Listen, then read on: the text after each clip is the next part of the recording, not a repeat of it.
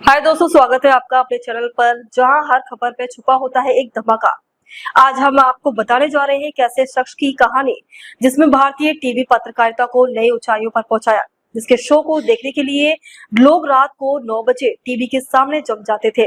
लेकिन अब वो उस चैनल से अलग हो चुका है, लेकिन जिसने उसे घर घर में पहचान दी। जी हाँ, हम बात कर रहे हैं सुधीर चौधरी की, जिन्होंने हाल ही में आज तक को अलविदा कह दिया। लेकिन सवाल ये है, क्यों? क्या हुआ ऐसा कि सुधीर ने इतना बड़ा कदम उठाया? क्या थी वजह और अब वो कहां जा रहे हैं? आज की इस वीडियो में हम खोलेंगे हर राज, हर परत, सबूतों के साथ, न्यूज एजेंसी की रिपोर्ट, सोशल मीडिया की हलचल और उनकी जिंदगी के वो अनसुने किस्से जो शायद आपको पहले कभी ना पता चले हो। तो आइए तैयार हो जाइए, क्योंकि ये कहानी छोटी नहीं है, बल्कि एक लंबी, मसालेदार और सनसनीखेज रोलर कोस्टर राइडर है। चलो शुरू करते हैं। चलिए, इससे पहले हम आपको पूरी खबरें बताएं, आपसे अनुरोध है कि देश हित में हम काम कर रहे हैं, इसलिए वीडियो को लाइक और अधिक से अधिक शेयर करें। सबसे पहले ये समझते हैं कि आखिर सुधीर चौधरी है कौन। हरियाणा के पलवल जिले के 7 जून 1974 को जन्मे सुधीर की कहानी किसी फिल्मी स्क्रिप्ट से कम नहीं है। एक मिडिल क्लास फैमिली से निकलकर दिल्ली यूनिवर्सिटी के आर्ट्स की पढ़ाई, फिर नई दिल्ली के मास कम्युनिकेशन इंस्टीट्यूट से पत्रकारिता का डिप्लोमा। ये वो दौरा था जब सुधीर ने अपने स्कूल कॉलेज में डिबेट्स में हिस्सा लेते थे और अपनी बात को तर्कों के साथ पेश करने में माहिर हो गए। लेकिन असली खेल शुरू हुआ 1993 में, जब वो जी न्यूज के साथ जुड़े। उस वक्त जी न्यूज अभी नया नया शुरू हुआ था और सुधीर ने यहाँ से अपनी मंजिल की पहली सीढ़ी चढ़ी। जी न्यूज में सुधीर चौधरी वो कमाल दिखाया जिसमें उन्हें अलग पहचान दी। 2001 की संसद हवाला कारगिल युद्ध और अटल बिहारी वाजपेयी पाकिस्तान के तत्कालीन राष्ट्रपति परवेज मुशर्रफ की इस्लामाबाद बैठक, एक बड़ी घटनाओं को कवरेज करते हुए सुधीर उस टीम का हिस्सा थे जिसमें देश को पल पल की खबर दी। उनकी तेज तर्रार रिपोर्टिंग और बेबाक अंदाज ने उन्हें लोगों का चहेता बना दिया। लेकिन दोस्तों, ये तो बस शुरुआत थी। 2003 में सुधीर ने जी न्यूज छोड़ दिया और सहारा समय के साथ जुड़ गए, जहां उन्होंने चैनल को लॉन्च करने में अहम रोल निभाया। फिर मीडिया टीवी में कुछ वक्त बिताया, लेकिन उनकी असली वापसी हुई 2012 में, जब वो दोबारा जी न्यूज में लौटे और डीएनए शो को होस्ट किया। डीएनए डेली न्यूज और एंड एनालिसिस, ये शो सुधीर चौधरी का ट्रेंडमार्क बन गया। रात 9 बजे जब वो स्क्रीन पर आते तो देश की जनता उनके विश्लेषण का इंतजार करती। कोयला घोटाला हो या कोई पॉलिटिकल ड्रामा, सुधीर की बुलंद आवाज और तीखे सवालों ने उन्हें टीवी पत्रकारिता का सुपरस्टार बना दिया। उनकी मेहनत का नतीजा ये रहा कि उन्हें रामनाथ गोयनका अवार्ड जैसे प्रतिष्ठित सम्मान से नवाजा गया। लेकिन दोस्तों, हर सिक्के के दो पहलू होते हैं और सुधीर की जिंदगी में भी विवादों का साया रहा। सुधीर चौधरी का नाम जितना उनकी पत्रकारिता के लिए मशहूर हुआ, उतना ही कुछ विवादों में भी सुर्खियां बटोरी। सबसे बड़ा टर्निंग पॉइंट आया 2012 में। नवंबर 2012 में सुधीर और उनके साथी समीर अहुलवालिया को दिल्ली पुलिस ने गिरफ्तार कर लिया। वजह, उद्योगपति और तत्कालीन कांग्रेस सांसद नवीन जिंदल का आरोप कि सुधीर और समीर ने कोयला घोटाले से जुड़ी खबरों को दबाने के लिए उनसे 100 करोड़ रुपए की उगाही की कोशिश की। जिंदल ने एक स्टिंग ऑपरेशन का टेप जारी किया जिसमें कथित तौर पर सुधीर पैसे की डील करते दिख रहे थे। ये मामला इतना गर्मा गया कि सुधीर को 14 दिन की न्यायिक हिरासत में तिहाड़ जेल भेज दिया गया। न्यूज चैनल पर बहस छिड़ गई और सोशल मीडिया पर हंगामा मच गया। लेकिन बाद में सुधीर को जमानत मिली और 6 साल बाद 2018 में जिंदल और जी ग्रुप के चेयरमैन सुभाष चंद्रा के बीच सुलह हो गई। फिर 1916 में धूलागढ़ दंगों की कवरेज को लेकर पश्चिम बंगाल पुलिस ने उनके खिलाफ आईपीसी की धारा 153 ए के तहत केस दर्ज किया, जिसमें उन पर समुदाय के बीच नफरत फैलाने का आरोप था। ये विवाद भी लंबा चला, लेकिन सुधीर हर बार मजबूती से वापसी करते रहे। इन सबके बावजूद सुधीर ने हार नहीं मानी। वो जी न्यूज के एडिटर इन चीफ और सीईओ बने और डीएनए को देश का नंबर 1 प्राइम टाइम शो बनाया। लेकिन दोस्तों, कहानी में एक और ट्विस्ट आया जब 2022 में सुधीर ने जी न्यूज को अलविदा कह दिया। 1 जुलाई 2022 को सुधीर चौधरी ने जी न्यूज के सीईओ और एडिटर इन चीफ पद से इस्तीफा दे दिया।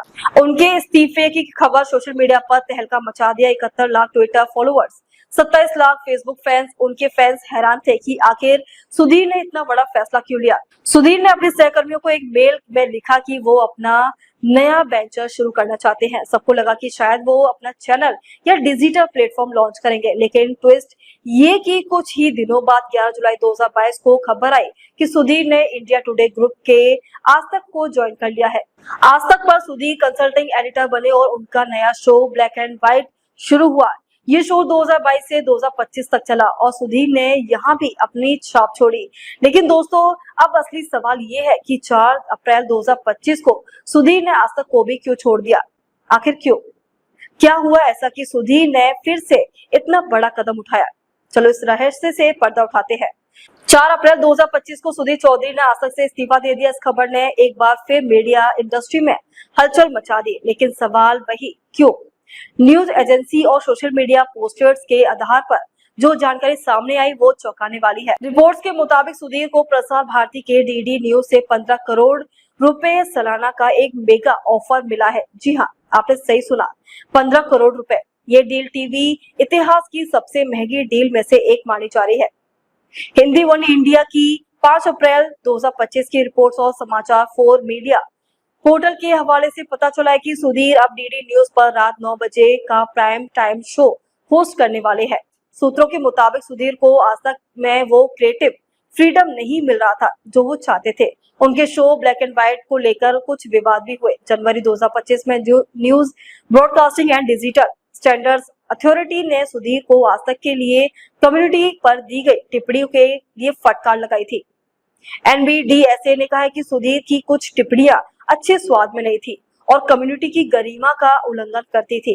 शो के कुछ हिस्सों को हटाने का ऑर्डर भी दिया गया। क्या ये विवाद सुधीर के जाने की वजह बना या फिर डीडी न्यूज का ऑफर इतना लुभावना था कि सुधीर ने आज तक को छोड़ने का फैसला कर लिया? एक्स पर @ब्रोक नाम के यूजर ने 5 अप्रैल 2025 को पोस्ट किया कि सुधीर ने डीडी न्यूज से 15 करोड़ का ऑफर मिला है और वो वहां प्राइम टाइम शो करेंगे, लेकिन इसकी लागत और पब्लिक ब्रॉडकास्टिंग पॉलिसी को लेकर विवाद भी है। वही @थार ब्रॉडकास्ट ने 6 अप्रैल 2025 को लिखा, इस्तीफा नहीं, ये तो है उड़ान का नया किनारा। इन पोस्टर से साफ है कि सुधीर का अगला कदम लोगों के लिए चर्चा का विषय बना हुआ है। लेकिन दोस्तों, एक और एंगल है। कुछ रिपोर्टर्स का दावा है कि सुधीर सरकारी चैनल पर जाकर एक नया प्रोग्राम प्रयोग करना चाहते हैं। डीडी न्यूज को मॉडर्न और यूथ फ्रेंडली बनाने के लिए कोशिश में प्रसार भारती ने सुधीर को चुना, लेकिन उनकी फैन फॉलोइंग और स्टाइल बेजोड़ है। लेकिन सवाल ये उठ रहा है कि क्या सुधीर जैसे बेबाक पत्रकार सरकारी चैनल की नीतियों में फिट हो जाएंगे? ये तो वक्त ही बताएगा। तो सुधीर चौधरी अब डीडी न्यूज के साथ नई पारी शुरू करने जा रहे हैं। अप्रैल या मई 2025 से इनकी डील शुरू हो सकती है। वो रात 9 बजे का शो होस्ट करेंगे जो डीडी न्यूज को नई ऊंचाइयों पर ले जाने की कोशिश करेगी। लेकिन दोस्तों, ये राह आसान नहीं होगी। डीडी न्यूज एक सरकारी चैनल है जहां कंटेंट पर सख्त नजर रखी जाती है। सुधीर का बेबाक अंदाज और तीखे सवाल क्या यहाँ चल पाएंगे या फिर उन्हें अपने स्टाइल में बदलाव करना पड़ेगा? सोशल मीडिया पर लोग 2 हिस्सों में बढ़ गए हैं। कुछ लोग का मानना है कि सुधीर का डीडी न्यूज का जाना एक मास्टर स्ट्रोक है जो सरकारी चैनल को पॉपुलर बना सकता है। वही कुछ कहते हैं कि ये उनके करियर का गलत फैसला है क्योंकि सरकारी नीति उनकी आजादी छीन सकती है। लेकिन एक बात पक्की है, सुधीर चौधरी जहां जाते हैं सुर्खियां उनके पीछे पीछे चलती हैं। तो दोस्तों, ये थी सुधीर चौधरी की कहानी, एक छोटे से गांव से निकलकर टीवी स्क्रीन तक का सफर, विवादों का तूफान और अब तक की नई मंजिल। आज तक छोड़ने की वजह पैसा थी, क्रिएटिव फ्रीडम थी या कुछ और? ये सवाल अभी भी हवा में है।